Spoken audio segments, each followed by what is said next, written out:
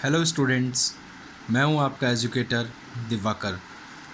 बच्चों, आज की जो हमारी क्लास है, जो हमने पिछला लेक्चर किया था बच्चों, उस लेक्चर के अंदर हमने ऑर्थ्रोपोडा के कुछ कैरेक्टर्स के बारे में बात करी थी। अब बच्चों, आज की जो हमारी क्लास है उसमें हम ये देखेंगे कि ऑर्थ्रोपोडा जो फाइलम है उसकी डिफरेंट क्लासेस क्या होती हैं। जैसा कि आपने टैक्सोनॉमी के अंदर पढ़ा है कि किंगडम, फाइलम, क्लास, तो मतलब ये डिविज़न्स हैं। मतलब कि जैसे फॉर एग्ज़ाम्पल आपके स्कूल के अंदर बहुत सारे सेक्शंस होते हैं और बहुत सारे सेक्शंस मिलकर एक क्लास बनाते हैं और ऐसे बहुत सारी क्लासेस मिलकर एक पूरे स्कूल का निर्माण करती हैं। वैसे ही बहुत सारी क्लासेस मिलकर एक फाइलम बनाती हैं और बहुत सारे फाइलम मिलकर जो है वो एक किंगडम बनाते हैं। आप इसको सिंपली ऐसा समझ सकते हैं। यहाँ पर दूसरी बात आपको ध्यान देनी है, जो आपको फोकस करना है इस टॉपिक के अंदर, कि इसके अंदर एक और एग्जांपल दे देता हूँ। जैसे आपको मालूम है कि ह्यूमंस जो होते हैं वो मैमल्स में आते हैं, एम्फीबिया के अंदर फ्रॉग्स आते हैं। तो एम्फीबिया और मैमल्स ये सारे अलग अलग हो गए, लेकिन सारे के सारे एक ही फाइलम में आते हैं। वो कौन सा होता है? कॉर्डेट। तो वैसे ही बच्चों, अगर हम ऑर्थ्रोपोडा की बात करते हैं आज की क्लास में, तो ऑर्थ्रोपोडा के जो नीट के अंदर जो क्वेश्चंस होते हैं वो बेटा कुछ इसके क्लास के ऊपर क्वेश्चंस बहुत पूछे जाते हैं। अब देखिएगा, मैं यहाँ पे सभी चीज़ें इंटीग्रेट करके बताता हूँ कि जब आप क्लास 12th के अंदर जब आप बायोलॉजी पढ़ते हो तो बच्चों वहाँ पर क्या होता है कि मतलब कि कई जगह पर जो ऑर्थ्रोपोडा की जो क्लासेस हैं उसके एग्जाम्पल्स गिवन है, ऑर्थ्रोपोडा की क्लासेस का नाम लिया गया है। तो नीट के अंदर जो है ना, मतलब कि क्या होता है कि इंटीग्रेटेड चीज़ें पूछी जा सकती हैं। ऐसा हो सकता है कि ज़रूरी नहीं है कि आपको सारे नाम एनिमल किंगडम में दे के रखे हों, आपको कुछ नाम जो है दूसरे चैप्टर्स में मिल सकते हैं, लेकिन हम सभी चीज़ें एक ही जगह पे करके पढ़ लेंगे, ठीक है ना। इसीलिए हमें क्लासेस की स्टडी करनी ज़रूरी है। बहुत बार बच्चे पूछते हैं कि सर क्या क्लासेस सिलेबस में है? अरे सिलेबस में नहीं है, लेकिन आप देखिए कई जगह पर एनसीईआरटी में क्रस्टेशियंस का नाम लिखा हुआ मिलेगा, बिल्कुल लिखा हुआ मिलता है। क्यों? तो इसका मतलब अगर क्रस्टेशियन अगर एनसीईआरटी ने दे दिया तो नीट में उसके एग्जाम्पल्स भी पूछे जा सकते हैं। तो बच्चों, ये मैंने एक पूरा बहुत ही मेहनत से एक चार्ट जो है वो आपके लिए तैयार किया है और आई होप आप इस चार्ट को अपने उसमें बना भी सकते हैं। वीडियो को बार बार आप देखें, अगर आपको कोई चीज़ पीछे रह जाती है तो वीडियो को बार बार रिवाइंड करें और बार बार चीज़ें देखें। बच्चों, जो टोटल क्लासेस जो हैं वो 7 क्लासेस मैंने ली हैं यहाँ पे, ठीक है ना। तो यहाँ पर आप देखेंगे, सबसे पहले हम बात कर रहे हैं फ़ीचर की। इस तरफ हमने लिखे हैं फ़ीचर कि कौन सी क्लास में कैसा फ़ीचर रहता है। जैसे सबसे पहली क्लास जो है उसका नाम जो है हमने लिखा है, दैट इज़ द वर्ड मैरोस्टोमेटा। क्या नाम लिखा है बच्चों? पहली क्लास जो है उसका नाम क्या लिखा है? मैरोस्टोमेटा लिखा है, ठीक है। दूसरी क्लास जो है उसका नाम है बच्चों एरेकेनिडा। तीसरी क्लास का नाम है क्रस्टेसिया। फोर्थ क्लास का नाम है डाइप्लोपोडा। फिफ्थ क्लास का नाम है चिलोपोडा। सिक्स्थ क्लास का नाम है इंसेक्टा और सेवन्थ क्लास का नाम है ओंकियोफोरा। सेवन्थ क्लास का नाम है ओंकियोफोरा, सिक्स्थ क्लास का नाम है इंसेक्टा, चिलोपोडा, डाइप्लोपोडा, क्रस्टेशिया, एरेकेनिडा और मैरोस्टोमेटा, ठीक है। अब हम देखते हैं बच्चों, यहाँ पर सबसे पहली क्लास के बारे में बात करते हैं, क्लास मैरोस्टोमेटा। इसमें लिखा गया है divided into cephalothorax and abdomen. एक लाइन लिखी गई है divided into cephalothorax and abdomen. इस लाइन को मैं ऐसे समझा देता हूँ बच्चों, आप इसको ऐसा समझ सकते हैं, divided into cephalothorax and abdomen को आप ऐसा समझ सकते हैं कि आपको मालूम है कि जो ऑर्थ्रोपोडा की जो बॉडी होती है वो 3 पार्ट में डिविजिबल होती है, हेड, थोरेक्स और एब्डोमेन। हेड, थोरेक्स और एब्डोमेन के अंदर जो है इनकी बॉडी जो है वो डिविजिबल होती है। ये मैंने लिखा हूँ, तो आप चार्ट में मत लिखना, मेरे पास जगह कम है तो मैं यहीं पे लिख के समझा देता हूँ इसी के अंदर। तो बच्चों, ऐसे ऑर्थ्रोपोडा जिनके अंदर हेड और थोरेक्स आपस में जुड़ जाएंगे, हेड और थोरेक्स आपस में जॉइंट होते हैं, वहाँ पर हम उनको कहेंगे सिफेलोथोरेक्स। यानी कि अगर ऑर्थ्रोपोडा की बॉडी के अंदर 3 सेगमेंट बताए जाते हैं, हेड, थोरेक्स और एब्डोमेन, अगर हेड और थोरेक्स आपस में जॉइंट हो जाते हैं तो एक पार्ट बन गया और उस पार्ट को हम कहेंगे सिफेलोथोरेक्स। बच्चों, सिफेलो वर्ड जहाँ पे भी यूज़ होता है तो वो आपके हेड के लिए यूज़ होगा। सिफेलोथोरेक्स मतलब, सिफेलो मतलब हेड और थोरेक्स पार्ट हो गया, तो सिफेलो प्लस थोरेक्स यानी सिफेलोथोरेक्स। तो अब उसमें दो पार्ट रह गए, क्योंकि दो पार्ट आपस में जुड़ गए तो सिफेलोथोरेक्स बन गए। और दूसरा क्या है आपका एब्डोमेन, यानी हेड, थोरेक्स और एब्डोमेन में हेड और थोरेक्स ने आपस में ज्वाइन करके सिफेलोथोरेक्स बनाया और एब्डोमेन होता है। यहाँ पे इस लाइन का मतलब है कि सेम जैसा इसमें है वैसा ही इसमें भी होगा। ठीक है, आप इसको ऐसा समझ सकते हैं यहाँ पे। ठीक है बच्चों, नेक्स्ट देखते हैं हमारे पास क्लास क्रस्टेशिया। क्रस्टेशिया के अंदर अगर हम बात करते हैं तो बच्चों यहाँ पे लिखा हुआ है कि सिफेलोथोरेक्स और एब्डोमेन, और इसमें ये भी लिखा गया है कि जो सिफेलोथोरेक्स होता है वो डोर्सल साइड से। बच्चों आपको मैंने पढ़ा रखा है कि जैसे अगर मान लो कोई भी पर्सन होता है, जैसे मान लो आप अपने आप को ले लो, तो आपकी जो बैक साइड है वो क्या है, डोर्सल साइड है। तो ऐसे ही जो ऑर्थ्रोपोडा के अंदर जो डोर्सल साइड है वो किससे कवर्ड होती है, एक्सोस्केलेटन से कवर्ड होती है। और उस एक्सोस्केलेटन को हम क्या कहते हैं, कारापेस कहते हैं। स्पेलिंग आप देख सकते हो CARAPACE। तो याद, ये क्वेश्चन बहुत इंपॉर्टेंट क्वेश्चन है, पूछा गया क्वेश्चन है कि जो आपके सिफेलोथोरेक्स होते हैं उसके अंदर जो माफ़ कीजिएगा, जो क्रस्टेशियंस होते हैं, क्रस्टेशियन के अंदर एक्सोस्केलेटन जो होता है उसको क्या कहा जाता है, तो आप क्या कहेंगे, कारापेस कहा जाता है। ये क्वेश्चन इंपॉर्टेंट है, इसको आप स्टार मार्क याद रखेंगे क्रस्टेशियंस के बारे में, ये ज़्यादा इंपॉर्टेंट है। जो हम बात करते हैं डाइप्लोपोडा की, यानी कि अगर हम देखते हैं यहाँ पे क्लास, नेक्स्ट क्लास अगर हम देखते हैं, दैट इज़ द वर्ड डाइप्लोपोडा। तो डाइप्लोपोडा के बारे में अगर हम देखते हैं तो आप यहाँ पे देखेंगे डाइप्लोपोडा की अगर हम बात करते हैं तो divided into head, thorax and abdomen, यानी इसमें कोई भी चीज़ ज्वाइंट नहीं हुई, सभी चीज़ें डिवाइडेड है। फिर उसके बाद में चीलोपोडा की बात करते हैं तो चीलोपोडा के अंदर देखेंगे तो इसके अंदर भी हेड, थोरेक्स और एब्डोमेन में डिवाइडेड है। और इंसेक्टा के अंदर भी आप देख रहे हो हेड, थोरेक्स और एब्डोमेन डिवाइडेड है। और आप लास्ट में जो क्लास देख रहे हो ओंकाइफोरा, यानी दे आर अनसेगमेंटेड, यानी कि ये ऑर्थ्रोपोडा के अंदर भी एक ऐसी क्लास है जिसके अंदर सेगमेंटेशन नहीं होता। तो आप कह सकते हो कि ऑर्थ्रोपोडा आर मोस्टली सेगमेंटेड, यानी कि there are few arthropods which are unsegmented as well, and the class which represents the unsegmented arthropods that is the what, Onychophora. Understand, आपको ये कंसेप्ट क्लियर हो गया होगा। ठीक है, और आपको मैं एक बात बता देता हूँ, यहाँ पे देखिएगा, एक बात यहाँ पे देखेंगे, जो चीलोपोडा के अंदर लिखा गया है divided into head and trunk. तो बच्चों अगर हेड और थोरेक्स आपस में ज्वाइन हो जाता है तो हम उसको क्या कहेंगे, सिफेलोथोरेक्स कहेंगे। और अगर मान लो कि थोरेक्स और एब्डोमेन आपस में ज्वाइन हो जाए, ठीक है ना, थोरेक्स और एब्डोमेन, मतलब कि जैसे मान लो हेड अलग है और थोरेक्स और एब्डोमेन आपस में ज्वाइन हो गया, तो उसको क्या कहेंगे, ट्रंक कहेंगे। समझ में आ गई बात। तो दो कंडीशन हो सकती हैं आपके पास में, या तो हेड और थोरेक्स आपस में ज्वाइन हो जाए, या थोरेक्स और एब्डोमेन आपस में ज्वाइन हो जाए। ठीक है, आई होप आपको ये क्लियर हो गया होगा। उसके बाद में हम बात करते हैं आई के बारे में। आई के बारे में देख लेते हैं। तो जो क्लास मैरोस्टोमेटा है उसके अंदर क्या होता है, कंपाउंड आई होती है। कैसी आई होती है बेटा, कंपाउंड आई है। ये ST है तो मैंने इसको समझाने के लिए लिखा था, इसके ऊपर ध्यान ना दें। इसके कंपाउंड आई के अंदर मैंने आपको बता दिया था कि उसके अंदर मोज़ेक विज़न होता है। मोज़ेक विज़न कैसे होता है कि उसको डिफरेंट आपको मतलब इमेज के डिफरेंट पार्ट्स नज़र आएंगे, कंप्लीट इमेज उसको नज़र नहीं आती। ठीक है ना, तो याद रखना है कि कंपाउंड आई का फंक्शन होता है क्या, मोज़ेक विज़न। सिंपल आई होती है एरेकिनिडा में, क्रस्टेशिया के अंदर कंपाउंड होती है। ठीक है, और आपके जो डाइप्लोपोडा होते हैं उनके अंदर सिंपल आई होती है। अगर प्रेजेंट होगी तो, मतलब उनके जितने भी मेंबर हैं उनके अंदर जनरली क्या होता है, आँखें ही नहीं होती हैं। लेकिन अगर किसी में अगर हैं तो कैसी होंगी, सिंपल आई होंगी। समझ गए बात को। चीलोपोडा के अंदर क्या होंगी, सिंपल आई होंगी। ठीक है, इंसेक्टा में कैसी होंगी, सिंपल आई, जिनको ओसिलाई भी कहते हैं। और इसके अंदर क्या हो जाएगा, कंपाउंड आई हो जाएंगी। बच्चों इसके अंदर मैं आपको ये बता देता हूँ कि ये पूरा चार्ट मैंने आपको देखो समझाने के लिए बता तो दिया, लेकिन अगर आपको ज़्यादा दिक्कत होती है, आप सोचते हो कि यार इतना बड़ा चार्ट हम कैसे याद रखेंगे, तो आप देखोगे कि इनके अंदर बहुत सभी के अंदर जो है कुछ कॉमन फीचर्स हैं। बच्चों आपको इसके अंदर मैं आपको बता देता हूँ कि सबसे ज़्यादा जो आपको याद रखना है तो वो आपको याद रखना है क्रस्टेशियंस और इंसेक्टा और चिलोपोडा के बारे में। ये तीन क्लास तो आपके लिए बहुत इंपॉर्टेंट है, तो आप इनको तो याद ही रखना है, क्रस्टेशियन, चिलोपोडा और इंसेक्टा। ये तीनों आपके लिए बहुत इंपॉर्टेंट है, इनके ऊपर तो आपको फोकस करके चलना ही है। फिर हम रेस्पिरेशन की बात करते हैं तो बुकगिल्स हैं, इसके पास में एरेकिनिडा के पास में बुकलंग्स हैं और ट्रैकिया।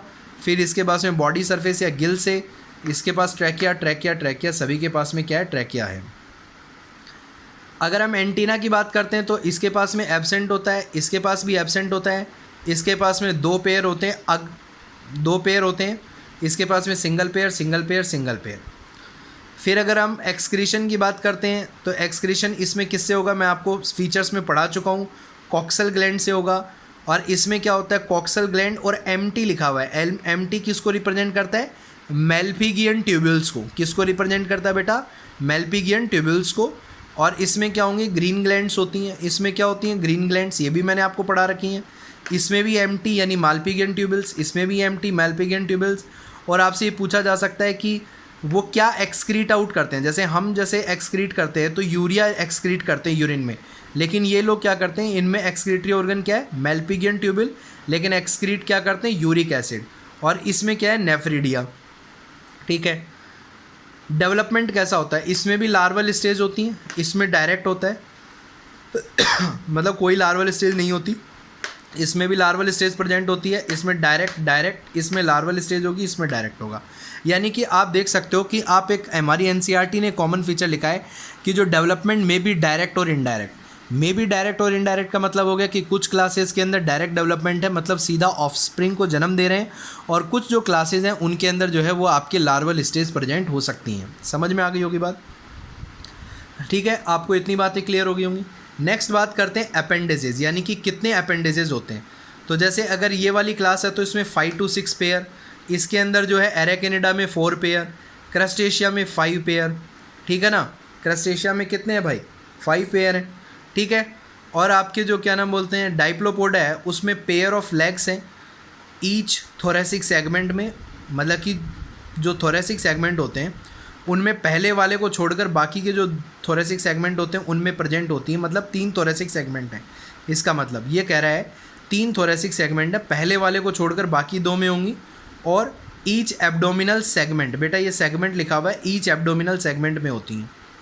इसके अंदर pair of leg present in each trunk, कहाँ पे होंगी, ट्रंक के अंदर प्रेजेंट होंगी। मैंने ऊपर बताया था इसमें ट्रंक होता है, ट्रंक यानी कि एब्डोमेन और थोरेक्स आपस में मिल गए हैं, ठीक है ना। अब देखो इसमें बहुत इंपॉर्टेंट बात है कि जो आपकी चीलोपोडा के अंदर, मैंने पहले ही बताया था कि इंपॉर्टेंट है, चीलोपोडा के अंदर जो पहला पेयर जो होता है टांगों का यानी अपेंडेजेस का पहला पेयर जो होता है वो क्लॉज के अंदर, क्लॉज जो होते हैं ना इस तरीके से, ठीक है ना, क्लॉज होते हैं, ठीक है ना। तो आप जो क्लॉज के जो होते हैं वो क्या हो जाते हैं, पॉइजनस होते हैं, यानी कि उनके अंदर जहर होता है, मॉडिफाइड पॉइजनस क्लो होते हैं। अब आपको याद रखना होगा कि ये देखो इससे क्वेश्चन आया हुआ है बेटा नीट के अंदर, ठीक है ना। आपको क्या ध्यान देना है कि कौन सा ऐसा ऑर्गेनिज्म है जिसके पहला पेयर जो है वो मॉडिफाइड पॉइजनस क्लॉज है। तो अभी जब हम इसके एग्जाम्पल देखेंगे तब मैं इसके बारे में बता दूंगा, चीलोपोडा के सबके एग्जाम्पल बता दूंगा। इंसेक्टा के अंदर तो आपको मालूम ही है कि आपके पास में क्या होगा बेटा, 3 segments with 3 pair of leg, समझ में आ गई बात। और इसके अंदर क्या हो जाते हैं, न्यूमरस क्लॉड लेग्स होती हैं, बहुत सारी लेग्स होती हैं इसके पास में। न्यूमरस का मतलब क्या हो गया कि बहुत सारी जो लेग्स इसके पास में प्रेजेंट है, ठीक है, समझ में आ गई बात, ठीक है। तो आपको इतनी बात जो है वो क्लियर हो गई होगी, एज आई होप, ठीक है बच्चों। अब जो है हम इन सभी के जो है वो एग्जाम्पल्स देख लेते हैं, और अभी इन सब के एग्जाम्पल्स देख लेंगे यहाँ पे। तो बच्चों let me discuss some examples of these topics. तो बच्चों सबसे पहली बात हम करेंगे, मैं यहाँ पर एक काम करता हूँ कि मैं यहीं पे एग्जाम्पल्स भी लिख देता हूँ, और ठीक है मैं एग्जाम्पल्स भी लिख देता हूँ यहाँ पे। पहले इसको नीचे वाली लाइन को रब कर देंगे, आप वीडियो को पीछे करके बैक करके आप लिख सकते हो अगर आपको लिखना होगा। तो बच्चों एक बार हम इसको रब कर देते हैं, और रब करने के बाद में जो है हम इसके एग्जाम्पल्स देखते हैं, ईच क्लास के कौन कौन से एग्जाम्पल होते हैं, ठीक है बच्चों। So let me discuss some examples.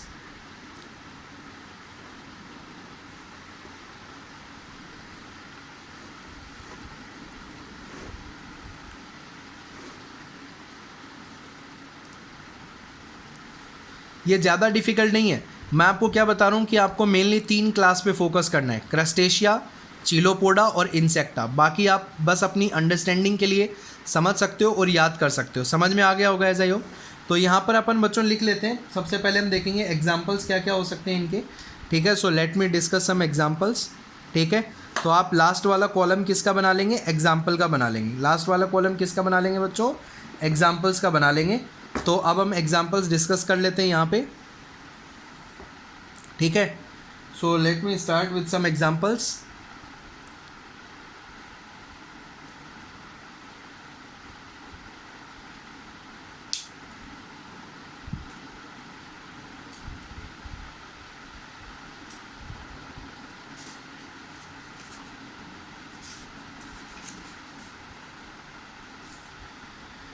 तो बच्चों नेक्स्ट अगर हम बात करते हैं एग्जाम्पल्स की, तो इसके अंदर आपको याद रखना है जो हमारी एनसीईआरटी के अंदर दिया गया है, ये एनसीईआरटी का एग्जाम्पल है बच्चों लिमुलस। ये बहुत इंपॉर्टेंट एग्जाम्पल है और ये आपसे पूछा जा सकता है बेटा। इसका क्या इंपॉर्टेंस है मैं अभी बताऊँगा, ठीक है ना। ये एनसीईआरटी का एग्जाम्पल है, बहुत इंपॉर्टेंट है, मैं आपको बता दे रहा हूँ, इसको आपको याद रखना है, ठीक है ना। लिमुलस, ठीक है ना, एनसीईआरटी में दिया गया ऑर्थ्रोपोडा का एग्जाम्पल है, ठीक है। ये कौन सी क्लास का एग्जाम्पल है? मैरोस्टोमेटा। आपको इसकी क्लास याद करने की कोई ज़रूरत नहीं है, ठीक है ना, समझ में आ गई बात। इस लिमुलस का ही दूसरा नाम क्या होता है? Horse shoe crab. क्या नाम होता है? हॉर्स शू क्रैब, ठीक है ना, हॉर्स शू क्रैब, ठीक है, ये इसका नाम है, ये आपको याद रखना है, ठीक है ना, समझ में आ गई बात। नेक्स्ट अगर हम बात करते हैं, ठीक है, तो एरेकेनिडा की हम बात करेंगे। एरेकेनिडा के अंदर क्या होता है आपका? एक तो हमारे घर के अंदर एरेकेनिडा के अंदर आपको याद रखना है कि बच्चों जो स्पाइडर जो होती है, ठीक है ना, स्पाइडर जो होगी तो जो मकड़ियाँ जो पाई जाती हैं तो वो आपको याद रखना है कि कौन सी क्लास में पाई जाती हैं? एरेकेनिडा। ऑर्थ्रोपोडा की कौन सी क्लास के अंदर मकड़ियाँ पाई जाती हैं? एरेकेनिडा। जो स्पाइडर्स होती हैं वो क्या होती हैं? ऑर्थ्रोपोडा का एग्जाम्पल है। तो एरेकेनिडा के अंदर हम क्या लिख सकते हैं? हाउस स्पाइडर, जो हमारे घर में मकड़ियाँ पाई जाती हैं, हाउस स्पाइडर। और इसका नाम जो होता है, बायोलॉजिकल नेम जो होता है बेटा, ठीक है, तो दैट इज़ बुथुस एक्यूरेयाना। मैं बता देता हूँ आपको ना, बस आपकी जानकारी के लिए।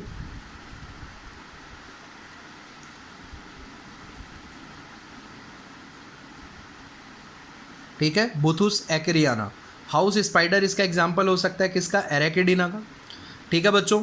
नेक्स्ट अगर हम देखते हैं यहाँ पे, इसके बाद में अगर हम चीज़ें देखते हैं तो हमारे पास में इसके अंदर जो डॉग टिक्स होती हैं, ठीक है ना, आपने देखा होगा कि बच्चों डॉग्स के अंदर जो होती हैं वो छोटी छोटी टिक्स पड़ जाती हैं, तो वो भी किसका एग्जाम्पल है? आपकी एरेकेडिना का एग्जाम्पल है। तो आपको देखो कुछ बढ़िया बढ़िया चीज़ें याद रखनी है जो एग्ज़ाम पॉइंट ऑफ व्यू से इंपॉर्टेंट हो सकती हैं कि स्पाइडर की क्लास कौन सी है, ये ज़्यादा इंपॉर्टेंट है। बाकी अगर आपको कोई फीचर याद हो ना हो, लेकिन आपको याद क्या रखना है? एरेकेडिना स्पाइडर की क्लास होती है। अब आ जाती है हमारे पास क्रस्टेशिया, जो मैंने आपको बताया है कि सबसे इम्पोर्टेंट में से एक है क्रस्टेशिया, जो आपको याद ही रखनी है। क्रस्टेशिया के अंदर क्या इंक्लूड करेंगे? सबसे पहले तो हम बात करेंगे किसकी? That is prawn. इसके अंदर क्या आ जाएगा बच्चों? आपका प्रॉन आपको मालूम है एज ए सी फूड बहुत खाया भी जाता है, तो सबसे पहले क्या आ जाएगा? प्रॉन। और बेटा प्रॉन का दूसरा नाम भी पूछा गया है, पैलियोमोन। प्रॉन का ही दूसरा नाम क्या होता है आपका? पैलियोमोन। आपको याद रखना है, क्रस्टेशिया का एग्जाम्पल है। इसके अलावा बच्चों श्रिम्प्स होते हैं। क्या होते हैं बच्चों? श्रिम्प्स, SH, छोटे छोटे कीड़े आते हैं, आप गूगल पे सर्च करके भी देख सकते हो, आपको दिख जाएंगे। श्रिम्प्स होते हैं जिनको हम ल्यूसीफर भी कहते हैं। क्या कहते हैं बच्चों? ल्यूसीफर, ठीक है।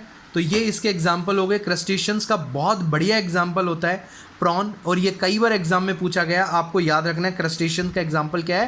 प्रॉन। और जो आपके मैं आने वाले टेस्ट लूँगा उसके अंदर भी बच्चों इस तरह के क्वेश्चन ज़रूर शामिल होंगे, जैसे एरेकेडिना, हाउस स्पाइडर, ठीक है ना, डॉग टिक्स, लिमुलस, ठीक है ना। लिमुलस की आपको क्लास याद करने की कोई ज़रूरत नहीं है, कोई स्पेसिफिक क्वेश्चन इससे नहीं पूछा जा सकता है जहाँ तक मैं सोचता हूँ, फिर भी मैंने आपको बता दिया है, ठीक है, अगर आपको डिफ़िकल्ट लगता है, ठीक है। नेक्स्ट अगर हम बात करते हैं हमारे पास में, तो क्लास डाइप्लोपोडा। डाइप्लोपोडा के अंदर आपको याद रखना है मिलीपीडी। क्या याद रखना है बच्चों? मिलीपीडी। बच्चों ये बहुत इंपॉर्टेंट है, हमारी ओल्ड एनसीईआरटी में शामिल किया गया है, तो इसको अपने को याद रखना है, मिलीपीडी। और मिलीपीडी का दूसरा नाम क्या होता है? जुलूस। क्या नाम होता है बच्चों? जुलूस, ठीक है। फिर उसके बाद में हम बात करते हैं नेक्स्ट चिलोपोडा की, ठीक है। चिलोपोडा आपके लिए होमवर्क है, ठीक है ना।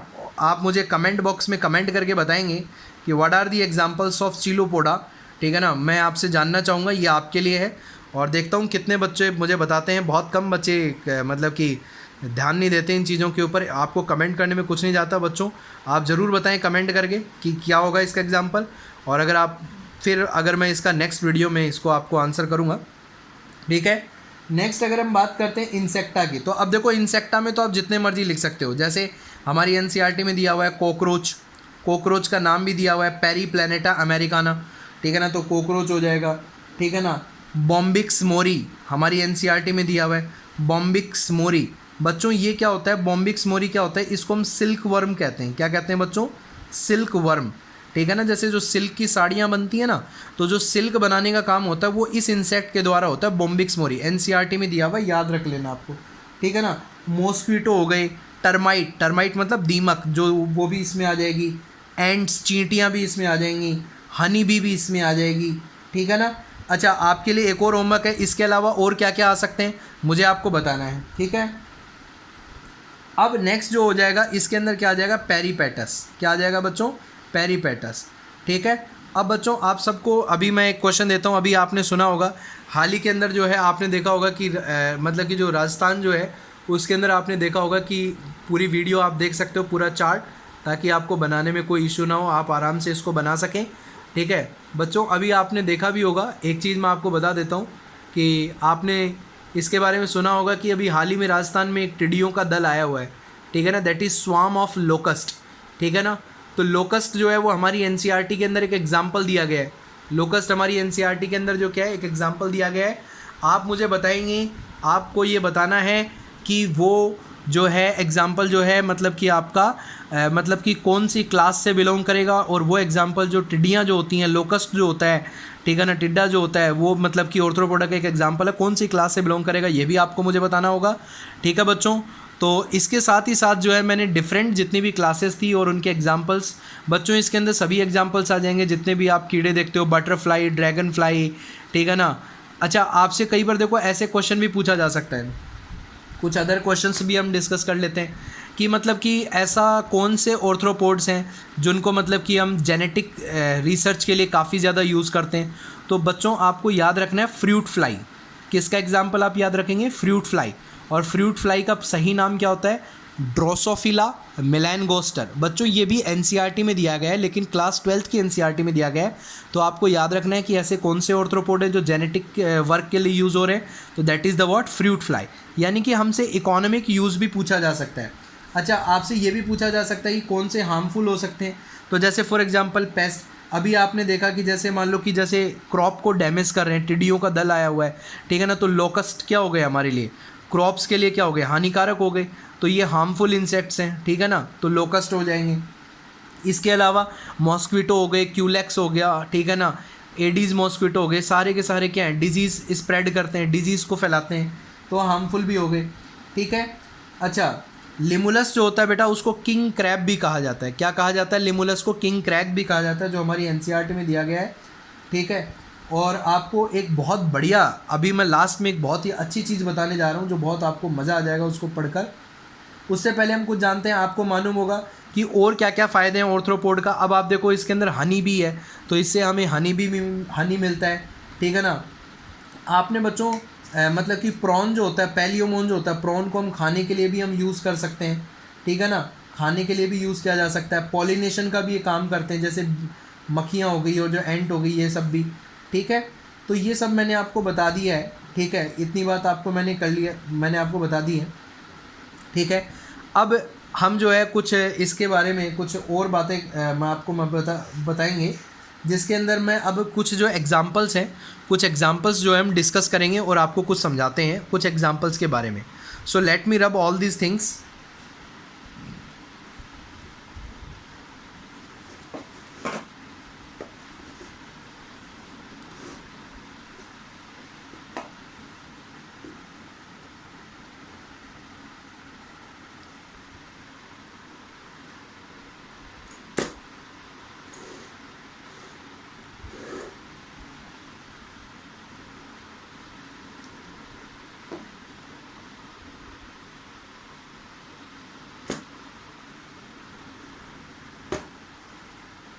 बच्चों एक इम्पोर्टेंट क्वेश्चन आपसे पूछा जा सकता है और जिसको मैं डिस्कस कर देता हूँ यहाँ पे, पेरीपेटस, ठीक है ना, ये आपको याद रख लेना। पेरीपेटस, पेरीपेटस जो है बच्चों आपका कनेक्टिंग लिंक होता है एनेलिडा और ऑर्थ्रोपोडा के बीच में, ठीक है ना। पेरीपेटस जो होता है वो क्या होता है, कनेक्टिंग लिंक है।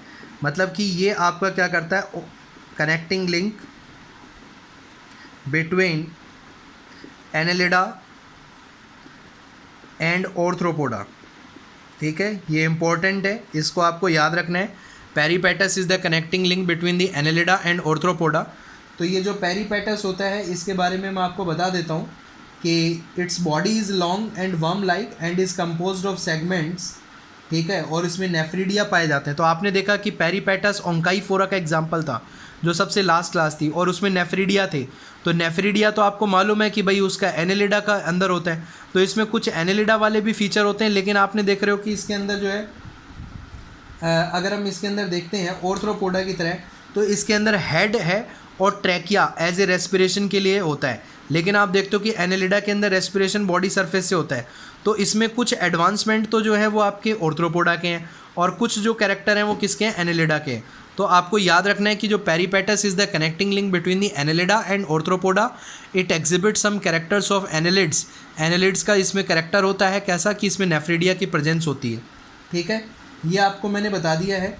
अब बच्चों इसके बाद में जो नेक्स्ट है बच्चों, मैं इसके कुछ एग्जांपल्स के बारे में ना आपसे कुछ इंटरेस्टिंग फैक्ट जो होते हैं वो डिस्कस कर लेता हूँ। जैसे सबसे पहले आपको सिल्क वर्म के बारे में बता देता हूँ बेटा, ठीक है। हम आज की क्लास में सारे तो नहीं कर पाएंगे, लेकिन एज मच एज जितना भी पॉसिबल होगा मैं आपको करवा दूंगा। कल के जो लेक्चर में हम उसको डिस्कस करेंगे। तो अब मैं आपको सिल्क वर्म से कुछ बातें बता देता हूँ जो आपके लिए काम की हो सकती हैं। सिल्क वर्म, ठीक है। तो बच्चों आपको इसमें जानकारी ले लेनी है कि जो सिल्क वर्म जो होता है वो आपका मतलब कि इसको सिल्क मोथ भी कहते हैं या फिर सिल्क वर्म भी कहा जाता है, और ये सिल्क प्रोड्यूस करता है जो हमारे कपड़े बनाने के लिए या टेलीफोन की वायर बनाने के लिए या कुछ छल्ली बनाने के लिए भी हम यूज़ करते हैं, ठीक है ना। और ये ग्रो करता है किसके ऊपर, याद रखना आपको, मलबेरी, जिसको आप शहतूत भी कहते हैं, मलबेरी लीव्स के ऊपर ग्रो करता है। किस पे ग्रो करता है बच्चों, मलबेरी लीव्स के ऊपर हम ग्रो करवाते हैं, ठीक है। और आपको याद रखना है कि जो सिल्क इंडस्ट्री होती है, सिल्क वर्म को मतलब कि हम ग्रो करवाते हैं, इस प्रोसेस को हम क्या कहते हैं, इसकी हम रेयरिंग को हम क्या कहते हैं, सेरीकल्चर। बहुत इंपॉर्टेंट है, आपको इनको याद रखना है, स्टमक करके रखेंगे आप इनको, कि जो सिल्क वर्म जो है उसको ग्रो करवाने की या उसको पालने की जो वे है या जो प्रोसेस है उसको हम क्या कहते हैं, आपका सेरीकल्चर कहते हैं, ठीक है ना। आई होप आपको ये बात क्लियर हो गई होगी, ठीक है। और आपको मैं एक बात बता देता हूँ कि इसके अंदर जो इनकी एक डिजीज़ भी हो जाती है, सिल्क वर्म को एक बीमारी भी हो जाती है, और उस बीमारी का नाम है पेब्राइन। कौन सी डिजीज़ है, पेब्राइन। ये एक डिज़ीज़ होती है जिससे क्या होता है कि आपसे पूछा जा सकता है कि पेब्राइन डिजीज़ होती है उससे कौन सी इंडस्ट्री को नुकसान पहुंचता है। तो अगर मान लो कि भाई सिल्क वर्म को अगर ये डिजीज़ हो गई है तो वो सिल्क नहीं बना पाएगा, तो सिल्क इंडस्ट्री को नुकसान होता है। तो जो पेब्राइन डिजीज़ होती है वो किसके लिए हो जाती है, सिल्क के लिए हो जाती है, ये आपको याद रखना है। समझ में आ गई बात। इसका बायोलॉजिकल नेम मैंने आपको बता ही दिया, बॉम्बिक्स मोरी। इसको याद रखने का एक ऐसा भी तरीका है कि आपको मैं बता दूं कि जैसे मान लो सिल्क का काम महाराष्ट्र या बॉम्बे में ज़्यादा होता है, तो आप इसको याद रख सकते हैं, बॉम्बिक्स मोरी। बच्चों कल की क्लास में मैं आपको कुछ और एग्जांपल जैसे हनी बी के बारे में, ठीक है ना, मिलीपीडी, सेंटीपीडी जो हमारे एग्जांपल्स हैं, एंट्स के बारे में जो है मैं अपनी कल की क्लास में जो है आपके साथ में डिस्कशन करूँगा, ठीक है बच्चों, ठीक है। तो प्लीज़ आपके लिए जो ये वीडियो बनाई जा रही है इसमें बहुत ही इन्फॉर्मेटिव वीडियो है। ऐसी इन्फॉर्मेटिव वीडियो आपको मतलब बहुत ही कम मिलती हैं। So please like, share and subscribe करें, आप ज़रूर करें इस चैनल को, और जितना ज़्यादा आप इसको मतलब कि अपने फ्रेंड्स को सजेस्ट कर सकते हैं उतना ज़्यादा आप फ्रेंड्स को सजेस्ट करें, ठीक है। मैं मानता हूँ कि थोड़ा सा मेरी वीडियो मतलब ऐसी नहीं है जैसी आप और यूट्यूब पे बहुत देख रहे हो, लेकिन ये जो वीडियो आप देख रहे हो ये इतनी इन्फॉर्मेटिव वीडियो है कि ऐसी वीडियो आपको नहीं मिलेगी, ठीक है ना। तो आप प्लीज़ इनको जितना भी आप मतलब शेयर कर सकते हैं उतना शेयर करें, और लाइक ज़रूर करें, और जो आपसे कमेंट करने को कहा गया है उसका आंसर ज़रूर कमेंट में दें, ठीक है। Thank you for joining the lecture.